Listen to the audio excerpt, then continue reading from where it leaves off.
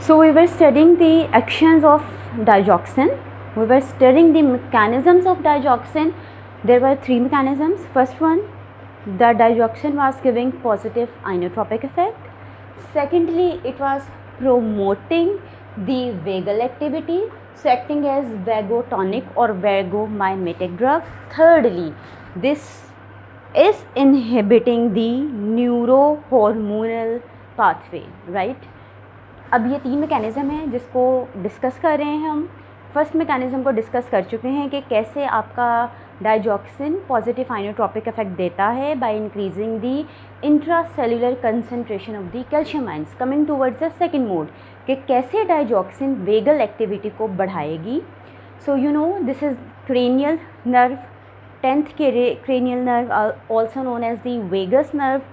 This is the nerve जिसको हम लोग जी क्या किस मैकेनिज़्म के अंदर ज़्यादा स्टडी करते हैं when we are studying the heart, when we are studying the vagal activity on the heart. So जी आपके पास 10th क्रेनियल नर्व है जो कि एसिटाइलकोलिन रिलीज़ करती है. कहाँ पे रिलीज़ करती है? हार्ट पे. हार्ट पे you know prominently you have the M2 receptors. M2 receptor में पे जाकर बाइंड करेगी. साइक्लिक AMP का लेवल फिर क्या होगा, इसकी वजह से कम हो जाएगा और जिसकी वजह से डिफरेंट इफ़ेक्ट्स आएंगे जो अभी हम डिस्कस करने जा रहे हैं. सो जी आपके पास जो डाइजॉक्सिन है it will increase the vagal activity, increase करेगी वेगल एक्टिविटी को, वेगस नर्व की एक्टिविटी को. So it means this is the vagotonic या वेगोमाइमेटिक ड्रग, राइट. अब जी ये जो इसका एक्शन है this is actually an indirect action. जो आप इससे पहले एक्शन पढ़ चुके थे कि आपके डाइजॉक्सिन इंट्रासेलुलर कैल्शियम लेवल को बढ़ाएगी, दैट वाज डायरेक्ट एक्शन. भाई इंट्रासेलुलर कैल्शियम लेवल को बढ़ाएगी, यू नो कि आपके throughout the heart, definitely heart is made up of the cells. SA node की बात करूँ, AV नोड की बात करूँ, एट्रियम की बात करूँ, वेंट्रिकल की बात करूँ, पूरे कंडक्शन पाथवे की बात करूँ, that is made up of the cells. इन सब के अंदर जी कैल्शियम का लेवल बढ़ाएगी. तो this is actually the direct action और इन एक्शंस की वजह से there will be the positive inotropic effect. More precisely जब हम लोग आइनोट्रोपिक इफेक्ट डिस्कस करते हैं तो यू नो कि आइनोट्रोपिक इफेक्ट का मतलब है इंक्रीज कॉन्ट्रैक्शन. वेंट्रिकल्स की कॉन्ट्रैक्शन बढ़ गई, कार्डियक आउटपुट बढ़ गया. सो ये वो ड्रग है that you can use in the heart failure. So low dose में आप इस ड्रग को इस्तेमाल करते हैं. लेकिन जी इनडायरेक्ट इसका एक्शन क्या है कि वेगल टोन को बढ़ा देगी. अब जी यू नो वेगस नर्व क्या रिलीज़ करेगी? Acetylcholine. So we are talking about this parasympathetic nervous system. जी आपकी डाइजॉक्सिन क्या करेगी? पैरासिम्पैथेटिक एक्टिविटी को बढ़ा देगी. पैरासिम्पैथेटिक एक्टिविटी को बढ़ा देगी तो डेफिनेटली इसने जो कि पैरासिम्पैथेटिक एक्टिविटी को बढ़ा देगी मींस आपकी जो वेगस नर्व है that is releasing the acetylcholine. Acetylcholine का एक्शन बढ़ जाएगा. अब एसिटाइलकोलिन ने डेफिनेट सी बात है रिसेप्टर्स पे जाके बाइंड करना है. अब वो रिसेप्टर्स कहाँ कहाँ पर हैं, यानी कि we are going to talk about the parasympathetic receptors. उससे पहले एक बात याद रख लो, in the heart more prominently you will see the sympathetic receptors, right. अब ये जो सिंपैथेटिक रिसेप्टर आपको SA यानी कि साइनो एट्रियल नोड पे भी मिलेंगे, एट्रियो वेंट्रिकुलर यानी कि AV नोड पे भी मिलेंगे और साथ ही साथ एट्रिया और वेंट्रिकल में भी मिलेंगे. लेकिन जब मैं पैरासिम्पैथेटिक नर्वस सिस्टम की बात करूं तो भाई there are more acetylcholine receptors on SA and AV node, then there are few कम रिसेप्टर्स आपके पास एट्रिया पे और बहुत ही कम रिसेप्टर आपके पास वेंट्रिकल पे. सो जो हम लोग जिस एक्शन की बात कर रहे हैं कि पॉजिटिव आइनोट्रोपिक एक्शन दिया, कॉन्ट्रैक्शन बढ़ा दी, वेंट्रिकल्स की कॉन्ट्रैक्शन बढ़ा दी, तो भी हम लोगों का कंसर्न इससे है, डायरेक्ट एक्शन से है. तो अब हम बात करने जा रहे हैं इनडायरेक्ट एक्शन की, यानी कि इनडायरेक्ट एक्शन में we are going to involve the SA node and AV node, क्योंकि ये SA और AV नोड वो वाली नोड्स हैं, वो वाले रीजन्स हैं आपके हार्ट के ऊपर जहाँ पर एसिटाइलकोलिन जाकर काम करने वाली है. ठीक है. तो भाई अच्छा मैंने कहा वेंट्रिकल्स की कॉन्ट्रैक्शन बढ़ा देगी कैल्शियम आयंस की वजह से और SA और AV नोड की एक्टिविटी को डिप्रेस कर देगी because of the release of the acetylcholine on these nodes. ठीक है. तो ये देखो कि ये कार्डियक स्टिमुलेटरी इफेक्ट तो नहीं ना, कार्डियो स्टिमुलेंट तो ना होगा, ये आपके पास कार्डियोटोनिक इफेक्ट आ गया. एक मिला जुला सा एक रिस्पॉन्स आपके पास आ रहा है जिसमें डायरेक्ट एक्शंस भी हैं और इनडायरेक्ट एक्शंस भी हैं. बच्चों अब मैंने कहा कि डायजॉक्सिन वेगल एक्टिविटी को बढ़ा देगी। वेगस नर्व जी राइट साइड की भी वेगस नर्व है, लेफ़्ट साइड की भी वेगस नर्व है। जो राइट साइड की वेगस नर्व है वो टारगेट किससे कर रही है, वो एसेस किससे कर रही है, उसकी एसेस कहाँ पर है। सबसे पहली बात तो जी आपकी एसए नोड पे है, दूसरी बात एट्रियम पे है, राइट। अच्छा, और लेफ़्ट साइड की एसेस है एवी नोड पे और वेंट्रिकल्स पे। अब इन्हीं की लोकेशंस को याद रखना, इधर से आपको एक्शन समझ आ जाएंगे। अच्छा, अब क्या होगा कि राइट साइड की वेगस नर्व ने जब क्या किया, एसए नोड के एक्शन को, एक्टिविटी को कर दिया डिप्रेस। आपकी जो एसए नोड थी that was controlling the heart rate, तो भाई आपके पास आ जाएगा नेगेटिव क्रोनोट्रोपिक इफेक्ट। पिछले वीडियो में इसको डिस्कस कर चुके हैं। तो क्या मैं यहाँ कह दूँ, this is cardio inhibitory effect. So cardio inhibitory tone एक जनरेट होगी बिकॉज ऑफ द, और that will result in the decrease in the heart rate, क्योंकि एसए नोड की एक्टिविटी हो गई है डिप्रेस, राइट। अब जी अगर मैं बात करूँ कि लेफ़्ट साइड की मेरी वेगस नर्व की, जो कि एवी नोड को असेस कर रही है, वेंट्रिकल्स को असेस कर रही है, तो यहाँ पर क्या होगा बच्चों, यहाँ पे बेसिकली आपके पास आने वाला है negative dromotropic effect, that is the conduction through the AV node. Dromotropic effect, यहाँ पर एक चीज़ गौर करो, dromotropic that is decrease ability. Dromotropic का क्या मतलब है, decrease ability to conduct an electric impulse. Conduct कहाँ से इम्पल्स होनी है, थ्रू दी एवी नोड। तो जी जब एसए नोड अफेक्ट हो रही है तो there will be the decrease in heart rate. It means I am talking about what action, I am talking about decrease chronotropic action, right. अगर मैं AV node की बात करूं, एवी नोड पे कंडक्शन, एवी कंडक्शन को decrease कर रही है कौन, आपकी डायजॉक्सिन। अगर कंडक्शन डिक्रीज हो रही है इट मीन्स नेगेटिव इफेक्ट आ रहा है। किस किस्म का नेगेटिव इफेक्ट आ रहा है, that is the negative dromotropic effect. So conductions हो गई इफेक्ट इधर पे, तो यहाँ पे जी अल्टीमेटली ये दो इफेक्ट्स आपके पास आ गए हैं। अच्छा, राइट, अब ये दो इफेक्ट्स आपके पास आ गए। अब एक और चीज़ याद रखो, लेकिन अब जी हार्ट के ऊपर मैंने आपको कहा through out the cells present हैं जहाँ पे कैल्शियम जारी है, तो आपके जहन में आ गया कैल्शियम जारी है तो पॉजिटिव आइनोट्रोपिक इफेक्ट आना चाहिए, कॉन्ट्रैक्शन बढ़नी चाहिए। तो बच्चों अब यहाँ पे एक चीज़ गौर करो, एट्रिया और वेंट्रिकल पे पैरासिम्पथेटिक रिसेप्टर ना हुए बराबर हैं, तो एट्रिया और वेंट्रिकल पे एज सच आपके पास कोई इतना ख़ास जो है पैरासिम्पथेटिक इफेक्ट नहीं आएगा, कोई इनहिबिटरी इतना ख़ास इफेक्ट नहीं आएगा। वहाँ पे कौन से इफेक्ट प्रोमिनेंट होंगे, वहाँ पे आपका डायरेक्ट एक्शन प्रोमिनेंट होगा। ऑल राइट, डायरेक्ट एक्शन कौन सा डायरेक्ट एक्शन था, वहाँ पे डायरेक्ट एक्शन क्या था कि आपके जनाबे वाला जो सेल्स थे उसके अंदर ज़्यादा से ज़्यादा कैल्शियम जा रही थी, that effect is going to be effective. तो वेंट्रिकल्स में ज़्यादा कैल्शियम जा रही थी तो ज़्यादा कॉन्ट्रैक्शन के इधर आपके पास इफेक्ट आ गया, ठीक है। पॉजिटिव एक्शन में क्या हुआ, डायरेक्ट एक्शन में क्या हुआ, there will be the positive inotropic effect, right, this was the direct action. अब इनडायरेक्ट एक्शन की अब हम इधर बात करने जाते हैं।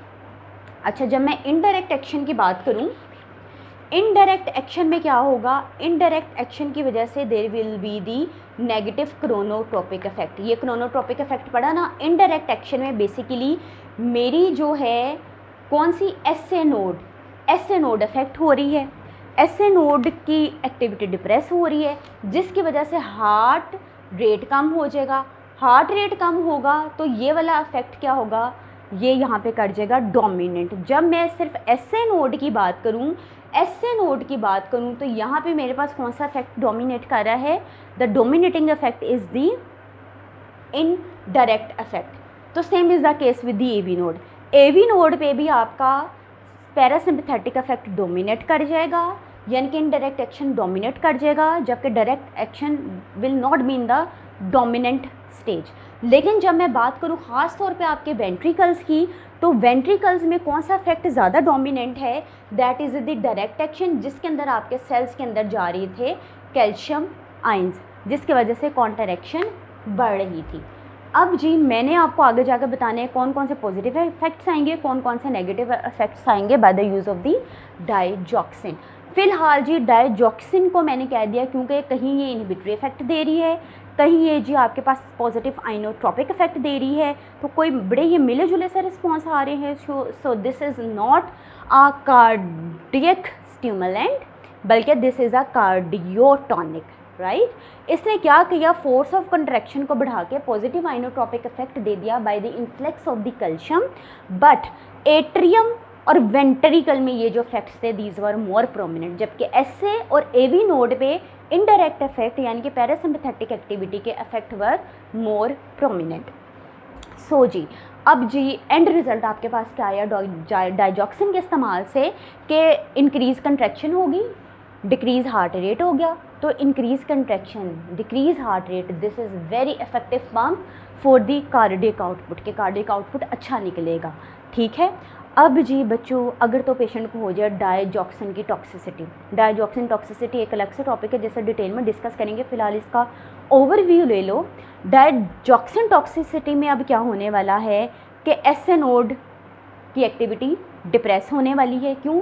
क्योंकि पैरासिम्पैथेटिक एक्टिवेशन होगी, एसिटाइल कोलिन एसए नोड पे जाकर रिलीज होगी, जिसने क्या कर दिया, एसए नोड की एक्टिविटी को कर दिया डिप्रेस, जिसकी वजह से there will be very low heart rate, ठीक है। अगर हार्ट रेट कम हो गया, if the heart rate is very slow, ठीक है, अगर एसए नोड की वजह से there is slower than the normal heart rate, तो मैं कह दूँ कि पेशेंट को ब्रेडीकार्डिया हो जाएगा।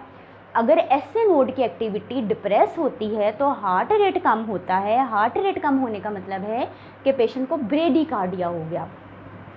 अभी इसी तरह जी ये जी डाइजॉक्सिन की टॉक्सिसिटी में एसए नोड की एक्टिविटी भी कम हो जाएगी और एवी नोड के थ्रू कंडक्शन भी कम हो जाएगी। एवी नोड के थ्रू कंडक्शन कम हो जाएगी यानी कि आपके पास कौन सा इफेक्ट आ जाएगा, नेगेटिव ड्रोमोट्रोपिक इफेक्ट आ जाएगा, साथ ही साथ आपके पास नेगेटिव क्रोनोट्रोपिक एसए नोड की एक्टिविटी की डिप्रेशन की वजह से आ जाएगा।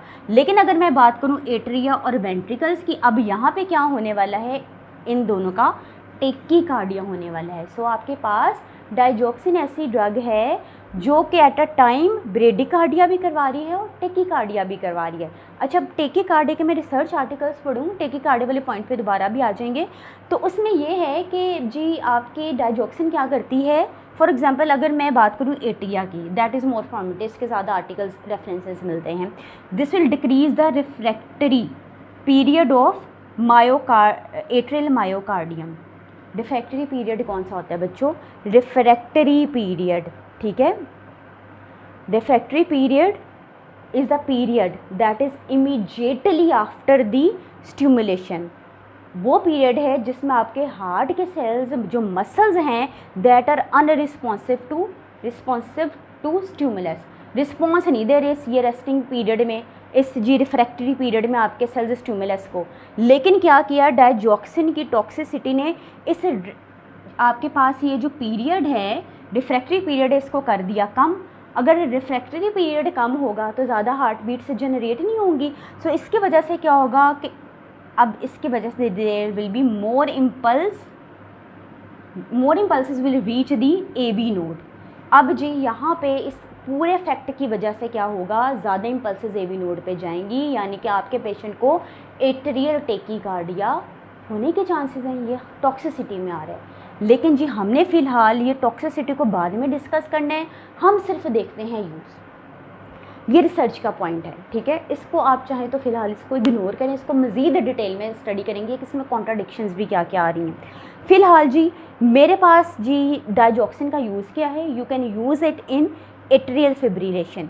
एट्रियल फिब्रिलेशन को AFib या AF से भी रिप्रेजेंट करते हैं, एट्रिया। अच्छा, अब जी मैंने कहा ना कि क्या होगा, टेकीकार्डिया होगा, टेकीकार्डिया होगा तो इसका मतलब इरेगुलर हार्ट बीट के भी चांसेस हैं। तो भाई कौन सी रेगुलर हार्ट बीट के ज़्यादा चांसेस हैं, एट्रियल फिब्रिलेशन के। एट्रियल फिब्रिलेशन क्या है, in which there is a fast irregular beat from the upper chambers. Upper chambers कौन से हैं, जो भी मैंने बताए एट्रिया, ठीक है। वहाँ पे जी रेगुलर हार्ट बीट्स होंगी, ज़्यादा हार्ट बीट्स होंगी।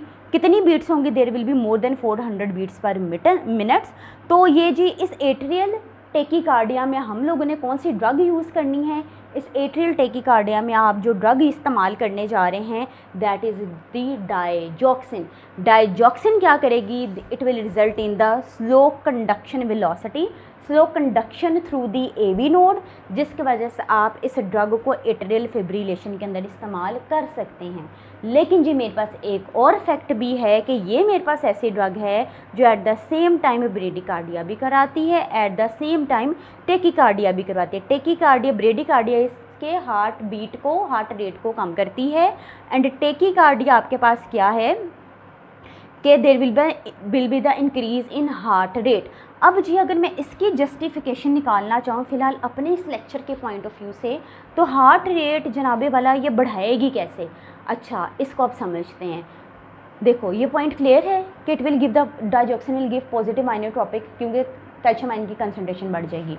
It will give the positive bathmotropic effect. Bathmotropic effect क्या था कि जी ये मेरे पास ऐसी ड्रग है, डाइजॉक्सिन ऐसी ड्रग है जो रेस्टिंग मेम्ब्रेन पोटेंशियल को उठाती है और इस रेस्टिंग मेम्ब्रेन पोटेंशियल को थ्रेशहोल्ड के करीब ले जाती है।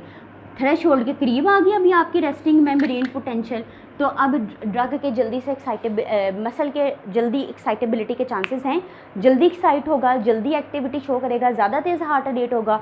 तो भाई इस तरह से मैंने कह दिया जो मेरी ड्रग है it will result in the bradycardia and tachycardia at the same time. ठीक है, अब जी कब कब ब्रेडिकार्डिया होगा, कब कब टेकिकार्डिया होगा, this is an other discussion.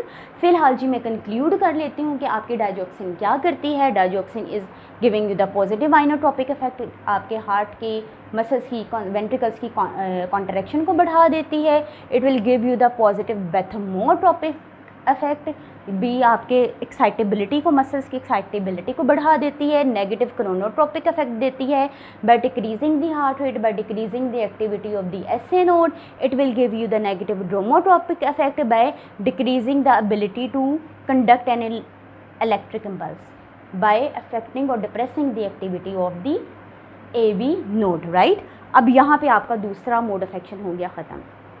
Coming towards the third mode of action कि आपकी drug will inhibit the neuro hormonal activity. कैसे जी? आपकी ड्रग क्या करेगी जनाबे वाला, सिंपैथेटिक एक्टिविटी को इनहिबिट कर देगी। कैसे इनहिबिट करेगी? As such we don't know, that is not much clear. लेकिन जी देखो सिंपैथेटिक एक्टिविटी का ऑपोजिट इफेक्ट क्या हो रहा है कि वेगल स्टिमुलेशन हो रही है, तो अपोजिंग इफेक्ट आ गया। तो भी समझ लो कि आपके एसिटाइल कोलिन की रिलीज़ ज़्यादा होगी, जिसकी वजह से पैरासिम्पैथेटिक एक्टिविटी कम होगी और जी सिंपैथेटिक एक्टिविटी डिक्रीज़ होगी। पैरासिम्पैथेटिक एक्टिविटी ज़्यादा होगी, सिंपैथेटिक एक्टिविटी कम होगी। ये हो रहा है जी लो डोज में। इस वजह से आप इस ड्रग को इस्तेमाल कर सकते हैं HFrEF में, that is heart failure with R for reduced, E for ejection, F for fraction, heart failure for reduced ejection fraction.